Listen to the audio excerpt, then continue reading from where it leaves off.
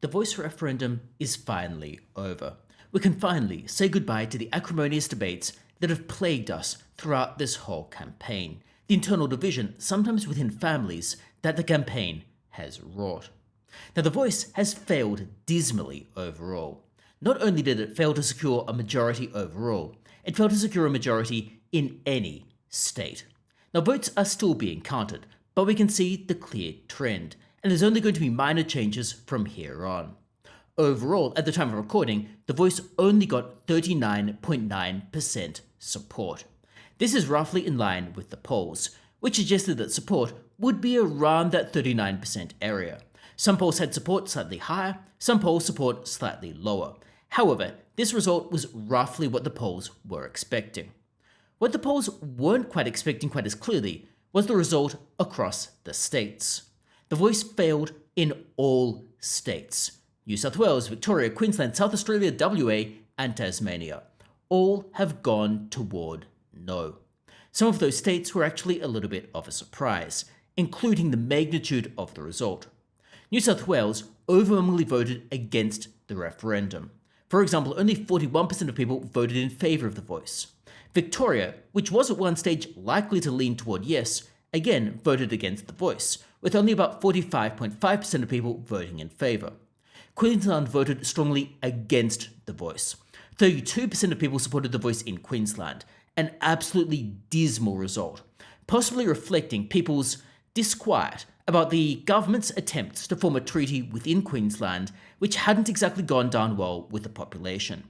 South Australia voted against the voice at 35.4% support. South Australia again was at one point looking like it might be in play for the voice. However, again, it voted against it, and voted against it by a rather large margin, one of the larger margins we can see. Western Australia was always lost to the voice, and at the time of recording, only 38% of people voted in favour. That number was actually a little bit higher than what I thought it might be. The cultural heritage laws in Western Australia appeared to really damage the voice referendum, because people saw the cultural heritage laws as an exemplar of what might happen if the voice were to get up. People feared that those cultural heritage laws might be replicated at federal level, and this therefore likely led into the no vote. And therefore the result in Western Australia wasn't exactly surprising, other than the fact that the voice got more support than I thought it would. Tasmania also voted resoundingly against the voice, which was something of a surprise. Only around 40.8% of people at the time of recording are voting in favour, which was interesting, because there were quite some speculation that Tasmania might in fact vote yes, and might have been one of the key target areas for the voice, especially since the Premier in Tasmania supported the voice, and it appeared that most politicians in Tasmania did so as well. Tasmania voting against the voice was rather a telling sign, and hence why the referendum simply failed. It failed to get majority support overall, failed to get support in a majority of states. It therefore didn't clear either one of the two hurdles to get across the line. Perhaps the biggest surprise was in the Teal electorates, places like Wentworth and North Sydney and Kooyong, areas where Teal independents had gained support. Those were perhaps the only seats where there was supernormally high levels of support for the voice. Another surprise was in the Northern Territory. The Northern Territory also at the time of recording has recorded a no vote. That is interesting because the Northern Territory has a significantly higher Indigenous population than does the rest of Australia. This was particularly the case in the electorate of Lingiari, which voted overwhelmingly against the voice. Now, this is Jacinta Price's location. However, it is still a little bit telling that the people that the voice was designed to be supposedly helping were actually voting against it.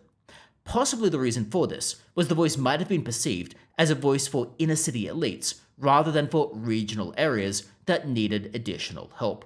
There was perhaps a fear that the voice would have been dominated by people who already had existing significant power, and while this might create the facade of listening to remote Indigenous communities, it wouldn't actually solve the problems or do anything greater than had already been the case. That is, there might be a voice, but the voice wouldn't be a voice for those communities. That's at least my speculation for why they voted no. But overall, the voice failed. It didn't get a majority overall, didn't get a majority in any of the states. The exact numbers are still being determined as more and more votes are counted, but it doesn't seem like there's going to be a significant change from here.